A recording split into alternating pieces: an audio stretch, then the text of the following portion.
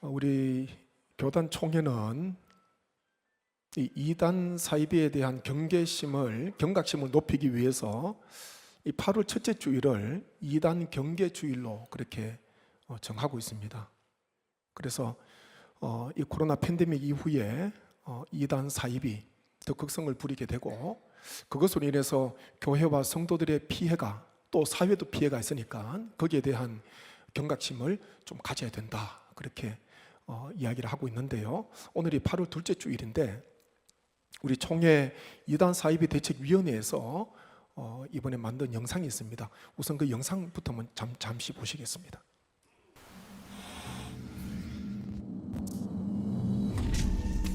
16년간 신천지에 몸담았다가 몇 년 전 탈퇴한 A자매. 독실한 기독교인으로서 성경에 대한 궁금증이 컸던 차에 신천지의 성경 공부를 접하고 빠져들게 됩니다. 평소에 교회에서 알려주지 않았던 점들, 예를 들어서 마태복음 24장이나 요한계시록 같은, 특히 예언 같은 부분들, 또 비유 같은 부분들이 평소에 제가 궁금했고 알지 못했던 부분이었는데, 신천지에서 그것을 마치 다 꿰뚫어 보는 듯한 그렇게 가르침에 굉장히 놀랐고, 신천지인지 모른 채로 미혹당하기도 하지만 신천지에 빠진 친구를 구하기 위해 찾아갔다가 덫에 걸리는 경우도 있습니다. 나는 신천지에 빠졌던 친구를 이제 구하려고 이 전도사한테 따져 물으려고 온 것인데, 성경 말씀 하나하나 한 절 가지고 저 논리적으로 설명을 하고 설득을 하니까 그동안 제가 알고 있었던 그 이단이랑은 굉장히 다르고 되게 성경이 그들의 해석이 훨씬 더 매력적으로 다가온 것 같아요. 대부분의 신천지 사람들은 처음에 신천지라고 말하지 않고 우연한 만남과 친절한 상담, 나를 이해해주는 좋은 사람처럼 다가옵니다. 하지만 신천지임을 밝히는 여부와 상관없이 신천지에 빠지는 이유는 아주 오랫동안 여러 사람이 한 사람을 목표로 정해 정교한 그물망으로 올가매기 때문입니다. 한 사람을 포섭하기 위하여서 그 사람이 무엇을 좋아하고, 그 사람이 어떤 취미를 가지고 있고, 어떤 학원을 다니고 있고, 심지어 어떤 이성을 좋아하는지, 그게 부모님은 교회에서 열심히 형인지, 만약에 신천지가 밝힌 것을 드러냈을 때 어떤 부분이 위협이 될 요소인지, 많은 것들을 이제 파악을 해놓고, 일단 한 번 발을 디딘 후에는 관계와 죄책감, 거짓 정보로 사람을 협박하며 조직을 나가지 못하게 합니다. 거기에 순종하지 않으면 굉장히 저주를 받는다는 그 신천지의 교리도 굉장히 무서웠고, 또 성격상으로도 뭔가 그 조직에 어떤 반항하는 그런 심리를 갖기가 굉장히 어려운 상황이었어요. 시간이 지나고 나서야 깨닫게 됩니다. 그 배움이 복음의 자유가 아니라 끔찍한 영적 종살이였다는 것을 말입니다.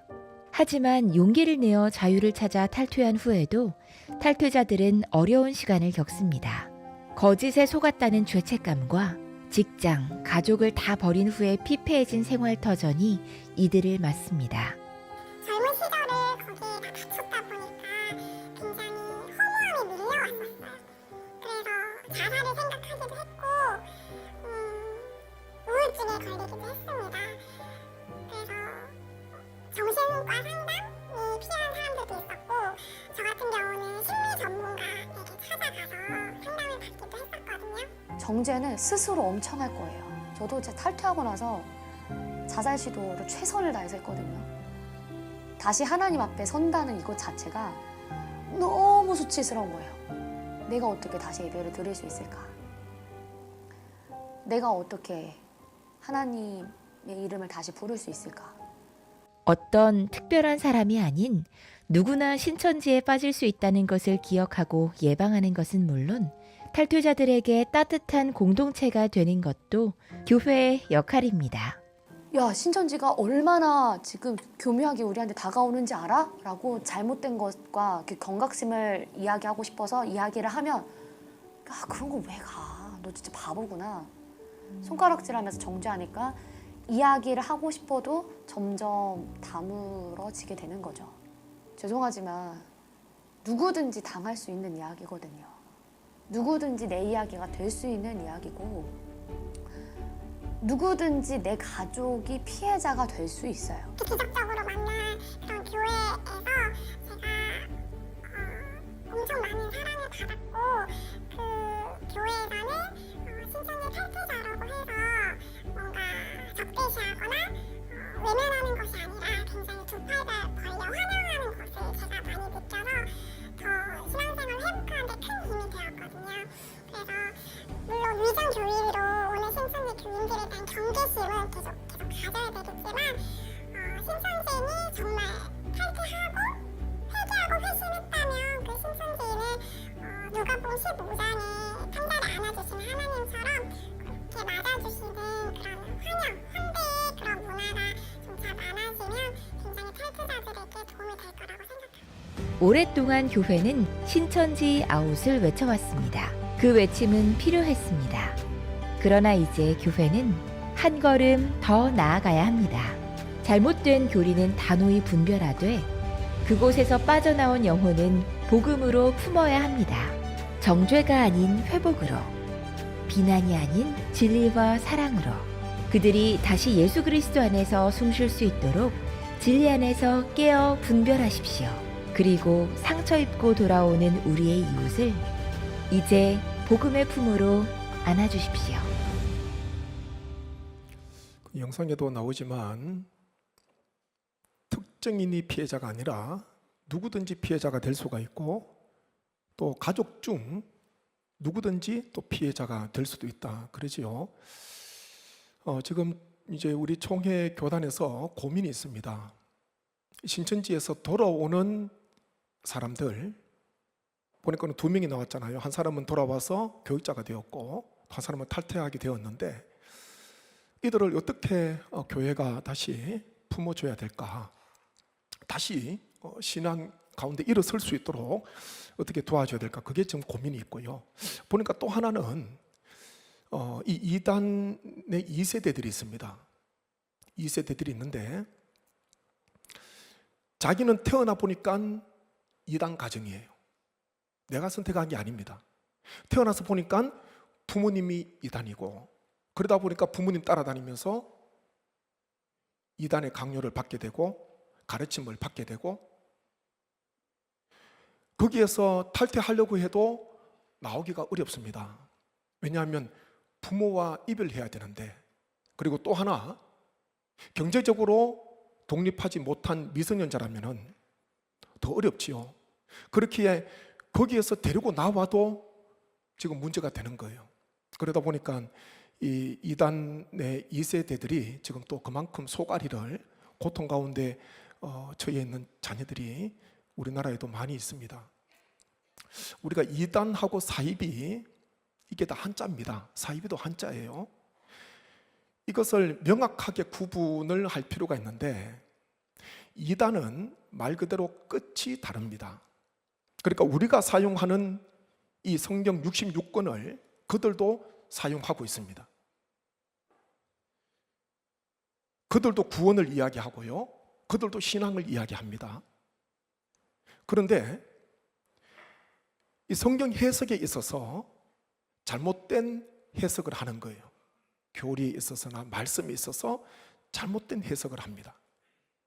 성경을 전체적인 문맥, 흐름, 그리고 큰 흐름, 줄기 속에서 성경을 해석하고 그 시대의 정황, 또 그 시대의 이 삶을 시대를 들여다보면서 그리고 오늘의 이 신앙에 적용을 해야 되는데 필요한 구절, 몇몇 구절만 가지고 그것을 짜맞추기 하는 것, 그 이단이죠. 그리고 특별히 이단에 이제 몸담고 있는 사람들은 굉장히 강한 쪽이 하나가 우리만 정통이고 다른 교회는 다 가짜야. 거기에 대한 강한 의지를 가지고 있습니다. 사이비는요, 이단하고 다릅니다. 비슷한데 거짓이에요. 이단은 끝이 다른 거고 비슷하다가 다른 건데 사이비는 비슷한데 거짓입니다. 보통 종교가 이야기하는 뭐 구원이나 신앙이나 거기에 대한 종교의 본래적인 어떤 그런 목적보다는 이 사이비는요, 그것을 이용하여서 어떤 성적 착취, 금전 착취, 그리고 개인적인 어떤 권력, 사욕, 사이익, 그것을 취한다는 것이죠. 그래서 이단하고 사이비는 엄연히 구분을 해야 되는데, 우리 성도들에게 있어서 노출이 되는 것은 사이비보다는 이단입니다. 왜냐하면 사이비는 금방 분간이 되는데 이단은 그게 쉽지가 않은 거예요. 이런 말이 있습니다. 이단은 친절하게 다가와 친밀한 관계를 형성한 후 치밀하게 미혹하고 치명적인 피해를 준다. 친절, 친밀, 치밀, 치명, 보니까 다 비슷한 단어잖아요. 이 코로나 팬데믹 이후에 이단 트렌드가 좀 발전하기도 하고 변했다 그럽니다. 한 3가지 정도만 이야기하면, 첫 번째는 하이브리드 이단입니다. 요즘 하이브리드 이야기 많이 하잖아요. 자동차도 그렇고. 이 하이브리드는 2가지 이상의 기능을 합쳐 놓은 것을 하이브리드라 그렇게 이야기합니다. 이 자동차로 본다면은 엔진과 모터 2가지 기능이잖아요. 그 이상의 기능을 합쳐 놓은 것 하이브리드라 그러는데, 이 이단이 코로나 팬데믹 전에는 대면 포교를 했습니다. 사람을 직접 만나서 미혹하고 또 만나서 성경 공부하고 대면으로 포교를 했는데, 이제 코로나 팬데믹 이후에는 온라인 상에서 영상을 이용해서 포교를 한다는 것이죠. 그래서 온라인과 오프라인을 동시에 사용하는 하이브리드, 그 이단이라 이야기하고요. 이단의 모습이고, 또 하나는 K-이단 그렇게 이야기를 합니다. 요즘 한류가 얼마나 대세입니까? 한국에만 계시는 분들은 잘 모르시죠. 한국 한류가 얼마나 세계에서 이름이 났나 한번 세계를 다녀보시면 실감하게 됩니다. 한국 자동차들 보게 되고요.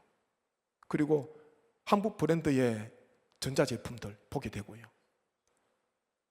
외국에서 이 노래를 부르는데 예전에는 그 나라 말로 부르고 해야 되는데 지금은요 한국말로 부르잖아요. 근데 거기 있는 사람들이 따라 부르더라고요. 그게 어렵잖아요. 근데 그만큼 한류 대세가 있습니다. 이 이단들이 한류풍을 지금 이용하는 거예요. K라는 글자가 붙은 거 있지요. 뭐 K-뷰티, 드라마, 영화, 댄스, 노래, 음식, 언어, 한국에 대해서 열광을 하니까 이것들을 교묘하게 이용을 합니다. K-이단. 3번째는 코스프레 이단이 있습니다. 코스프레 이단. 이 코스프레가 뭐냐 하면은 분장하다, 꾸미다라는 그런 의미거든요. 코스프레 많이 들어보셨을 거예요. 정치에서도 많이 사용을 하는 단어인데 코스프레입니다. 좋지 않은 이미지인데 이것을 좋은 이미지로 탈바꿈합니다. 분장을 시키고 꾸미는 거예요. 주로 사회자원봉사 활동, 좋게 꾸미는 거죠. 그러면서 선한 사마리아인 채 하는 것, 그것이 코스프레 이단입니다. 그 이단의 명칭을 사용하지 않습니다. 다른 언어를 다 사용해요. 청소년들에게, 또 청년들에게, 대학생들에게 다가가기 위해서 다른 언어들을 이야기하면서 결국은 그 이단의 모습을 그게 감추고 있는 것이죠. 코스프레, 좋은 모습으로 탈바꿈시키고 분장을 하고 꾸미는 것. 이 보니까 하이브리드, 그리고 K-이단, 그리고 코스프레 이단. 코로나 팬데믹 이후에 더 이단들이 진화를 하고 있습니다. 자신의 정체가 드러났으니까 이제는 그 정체를 가지지 못하고요, 다른 모습으로 다시 변장을 시키는 것이죠. 그렇기에 우리가 더 경계를 해야 되는 것입니다. 이 이단은 어제 오늘의 일이 아닙니다. 복음이 전해지던 그때에도, 사도 바울 때에도 이단은 있었지 않습니까? 오늘 이 말씀, 사도행전 20장 말씀은 우리가 알듯이 사도 바울이 3번째 선교를 마치고 예루살렘으로 올라가는 중에 그 길이 급했습니다. 그래서 자신이 수년간 눈물로 목회했던 에베소 교회, 직접 교회를 들르지는 못하고 에베소 교회 감독자, 지도자들을 밀레도로 초청합니다. 그리고 이번에 보는 이 얼굴이, 이 만남이 생에 있어서 마지막 만남일 수도 있다는 그와 같은 마음을 가진 채 사도 바울은요, 유언과도 같은 그런 당부를 하지 않습니까? 특별히 오늘 읽은 말씀을 보게 되면 이 바울이 앞으로 에베소 교회에 일어날 일들에 대해서 바울이 알고 있었던 것에 대해서 이야기를 하는데 예방을 하는 거지요. 대책을 세우라는 것입니다. 그것이 뭔가 하면 29절 30절 말씀에 기록되어 있는데 외부로부터 들어오는 무리가 있고 교회 내부에서 자생적으로 나타나는 무리가 있다. 그렇게 이야기를 하거든요. 한번 29절 말씀 보십시오. 내가 떠난 후에, 바울이 떠난 후에 사나운 이리가 여러분에게 들어와서, 이것은요, 사나운 이리는 외부로부터 안으로 들어오는 거예요. 침투에 들어옵니다. 들어와서 그 양떼를 아끼지 아니하며, 또 30절에 또한 여러분 중에서 교회 내부에서 자생적으로 일어날 것에 대한 이야기입니다. 제자들을 끌어 자기를 따르게 하려고 어그러진 말을 하는 사람들이 일어날 줄을 내가 아노라. 그렇게 감독자들에게, 지도자들에게 이야기를 했습니다. 여기에 보니까 전자에 보니까 여러분에게 들어와서 사나운 일이, 외부에는 사나운 이리가 들어와서 양떼들을 아끼지 않는다. 성도를 이야기하지요. 교회를 이야기합니다. 그리고 여러분 중에서도 어그러진 말을 하는 사람 나타나게 될 것이다.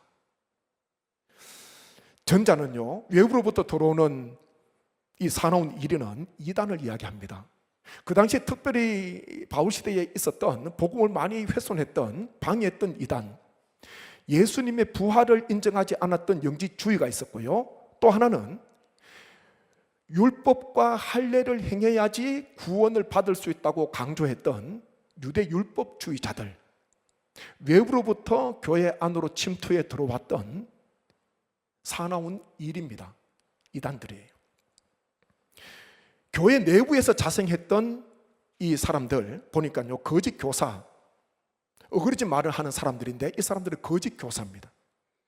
하나님의 말씀을 잘못된 것으로 가르치면서 결국은 교회를 분열시키고 자기들의 말을 따르도록 하는 거짓 교사들, 교회 내에서 자생하게 된다. 그렇게 말씀하거든요. 그래서 교회가, 이 에베소 교회 지도자들이 두 가지를 신경 써야 됩니다.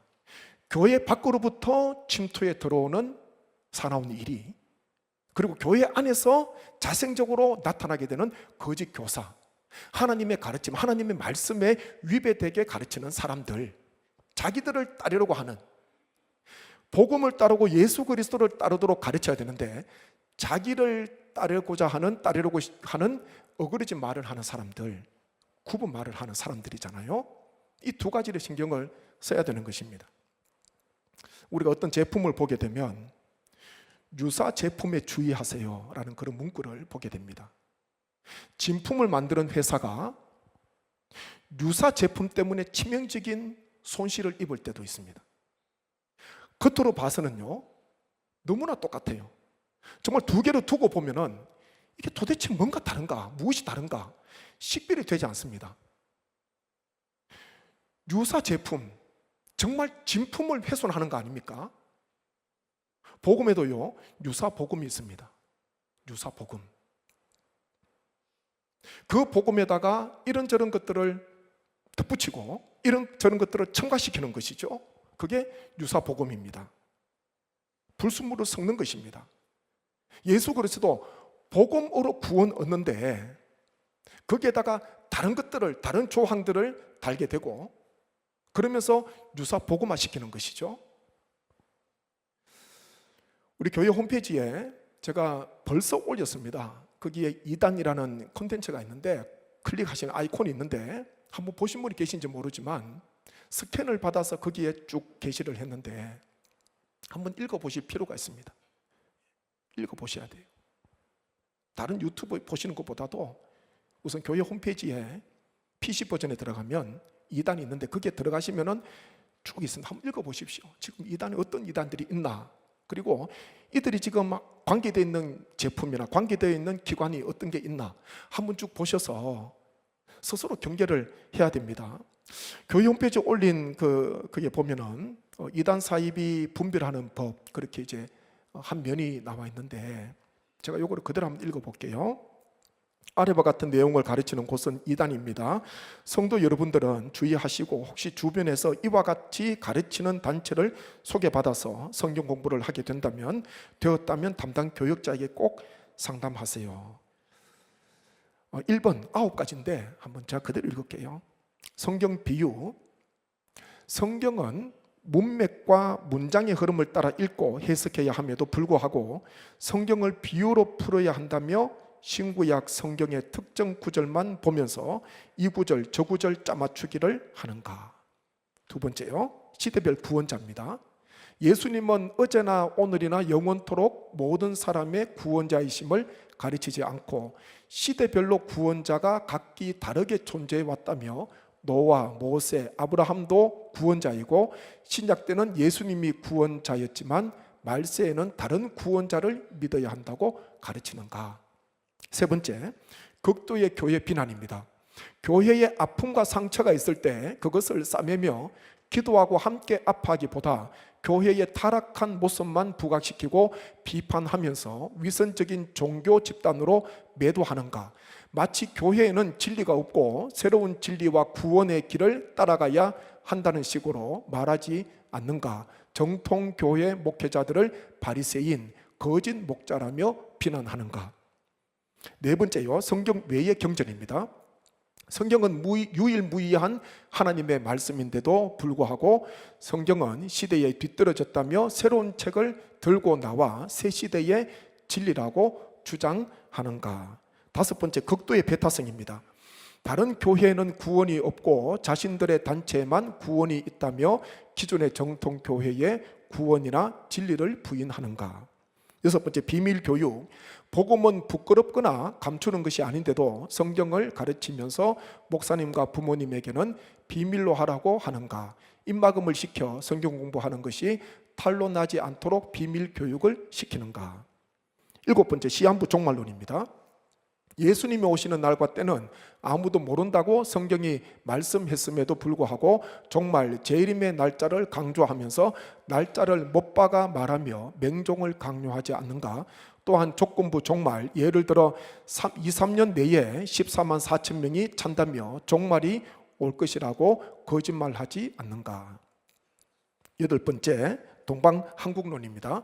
성경에서 말씀하는 동방은 이스라엘의 동쪽인 팔레스타인 지역을 뜻하는데도 불구하고 성경의 동방이 한국이라고 해석하는 등 성경 말씀을 한국의 특정 지역이나 특정 단체의 사건에 억지로 끼워 맞추는가. 아홉 번째요, 직통계시입니다. 교주에게 하나님의 계시를 내려주셨다며 예수님이 이후 2000년 만에 새롭게 내려진 계시라고 과장하지 않는가. 또한 교주가 하나님의 음성을 들었다며 자기 말을 듣지 않을 때 저주 받는다고 공포감을 조장하지는 않는가. 아홉 가지가 쭉 나와 있습니다. 이 중요하거든요. 이 이단에 대한 경계는 모든 사람이 다 해당됩니다. 우리 자녀들도 마찬가지예요. 그래서 중고등부도 이 따끔씩 이단에 대해서 메시지도 전해야 되고 이단에 대해서 가르쳐야 됩니다. 언젠가 말씀을 드렸죠. 이제 대학생 되면은 집을 떠납니다.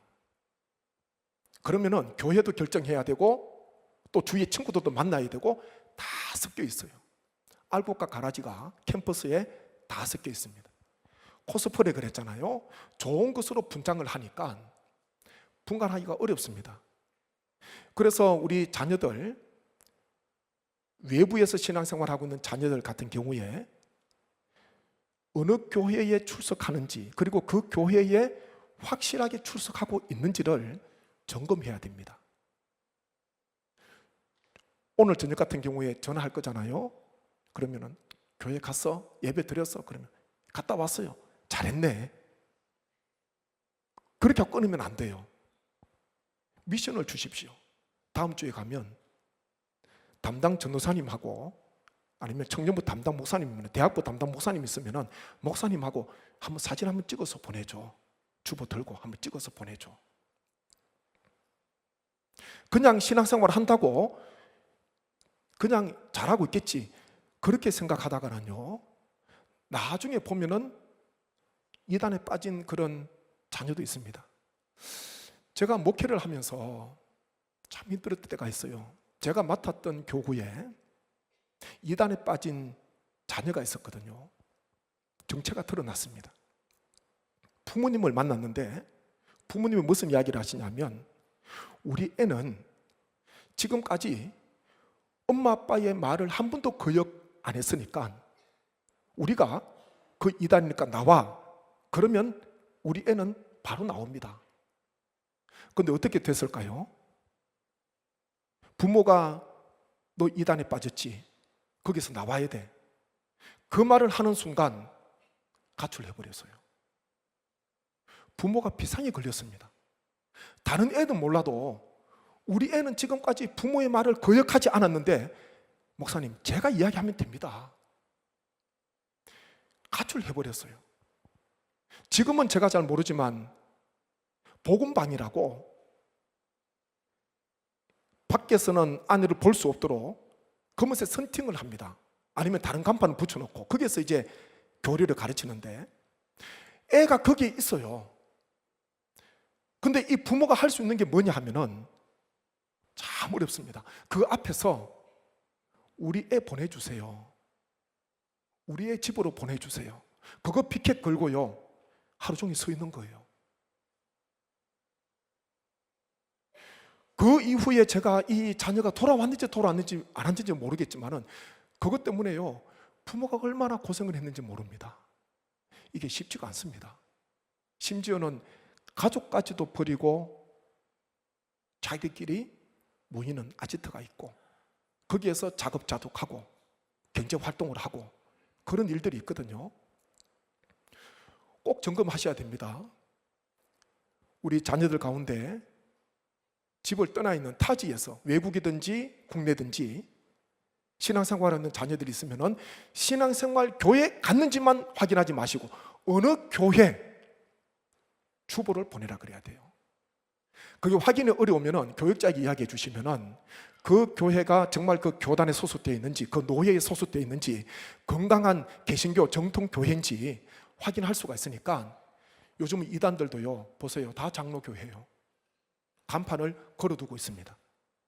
겉으로 봐서는 알기 어렵습니다. 그 교회가 정말 건강한 교회인지, 정통 교회인지, 복음 가운데 바로 서 있는 교회인지를 확인해야 됩니다. 바울은 32절에 보니까 이 두고 가는 에베소 교회를 누구에게 부탁하나, 물론 감독, 지도자들에게도 3년간 자신이 눈물로 훈계하듯이 하나님의 말씀으로 말씀으로 잘 양육하고 지도해 주기를 부탁하면서 마지막 32절에 보니까요, 이렇게 권면하고 있습니다. 32절 말씀 같이 읽습니다. 지금 내가 여러분을 주와 및 그 은혜의 말씀에 부탁하노니 그 말씀이 여러분을 능히 든든히 세우사 거룩하게 하심을 입은 모든 자 가운데 기업이 있게 하시리라. 아멘. 바울이 부탁을 합니다. 여러분을, 에베소 교회 성도를 이야기하지요. 교회를 이야기합니다. 이 성도를, 교회를 주와 및 그 은혜의 말씀에 부탁하노니 그 말씀이 여러분을 능히 든든히 세우사, 그렇게 말씀합니다. 주와 은혜의 말씀, 주님께 부탁하는 거예요. 그것은 곧 은혜의 말씀에 부탁하는 것입니다. 사도행전 20장 24절에 보게 되면 이 은혜의 말씀을 은혜의 복음이다, 그렇게 바울이 증언하는데 20장 24절 같이 봅니다. 내가 달려갈 길과 주 예수께 받은 사명 곧 하나님의 은혜의 복음을 증언하는 일을 마치려 하면은 나의 생명조차 조금도 귀한 것으로 여기지 아니하노라. 아멘. 바울은 이제 떠납니다. 에베소 교회 다시 올 수가 없어요. 그러면서 이 에베소 교회를 감독자, 지도자들에게 맡기면서 동시에 주님께 부탁합니다. 은혜의 말씀, 은혜의 복음에 부탁을 합니다. 이 교회가 은혜의 말씀 가운데 은혜의 복음 위에 능히 든든히 설 수 있도록 교회가 든든히 설 수 있는 것은요, 복음 위에 있을 때입니다. 우리 교회는 복음의 터 위에 세워졌거든요. 그렇기에 복음을 전하는 공동체가 되어야 되고, 언제나 복음 위에 서 있을 때, 예수 그리스도 위에 서 있을 때 그 교회가 건강합니다. 우리가 하나님 말씀을 끊임없이 묵상해야 되는 것도 하나님 말씀을 읽으면서 깨어 있어야 되는 거예요. 오늘도 우리는 복음을 품어야 됩니다. 예수 그리스도, 이 복음을 품고 교회가, 그리고 성도님 한 분 한 분이 이 말씀과 이 복음 가운데 서 있을 때에 능히 든든하게 서 있게 된다, 바울이 권면하고 있거든요. 아마 이 이단은 주님 다시 오실 때까지, 우리 교회가 존재할 때까지 이단도 함께 존재할 수도 있습니다. 제가 한다고 그러지 않았습니다. 할 수도 있습니다. 왜냐하면 가라지와 알곡이 추수 때까지 함께 갔으니까. 예수님의 말씀처럼 알곡과 가라지가 같이 가는 거예요. 우리가 이단 사이비에 대한 경각심을 가져야 됩니다. 누군가의 이야기가 아니라 나의 이야기도 될 수도 있고 내 자녀들의 이야기도 될 수가 있겠다. 그래서 자녀들의 신앙을 부모님이 지켜줘야 됩니다. 구체적으로 신앙생활을 어떻게 하고 있는지, 어디에서 하고 있는지, 누구와 만나고 있는지, 때로는 마음속에 의심을 가지고 그렇게 확인을 해봐야 되는 것이죠.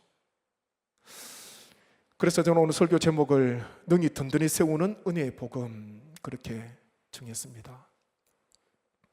미혹의 영이 있습니다. 먹음짓도 하고 부함짓도 하고 지혜롭게 할 만큼 탐스럽기도 한, 정통교회에서 한 번도 들어보지 못한 비밀과도 같은 것들, 그거 들을 때 귀가 솟긋한 거예요. 쫑긋합니다. 근데 그것 먹으면 죽는 것입니다. 영상에 나왔잖아요. 이 탈퇴자가 거기에서 나오기도 어렵지만은 그동안 가르침 받았던 것들을 하나하나 반박하면서 다시 재교육시켜야 됩니다. 이 시간이 굉장히 어려워요. 굉장히 어렵습니다. 그동안 잘못된 잘못된 교리를 교육받았는데 그것을 다시 그 색을 벗겨내는 게 참 인내의 시간이고 고통의 시간이거든요. 우리가 이 미혹의 때에 우리가 붙들어야 되는 것은 그리스도이신 예수님, 이 복음, 말씀이라는 것 기억하셔서 이 복음 위에 능히 든든히 서는 우리 성례교회, 또 우리 모든 주의 권속 되시길 주님 안에서 축복합니다.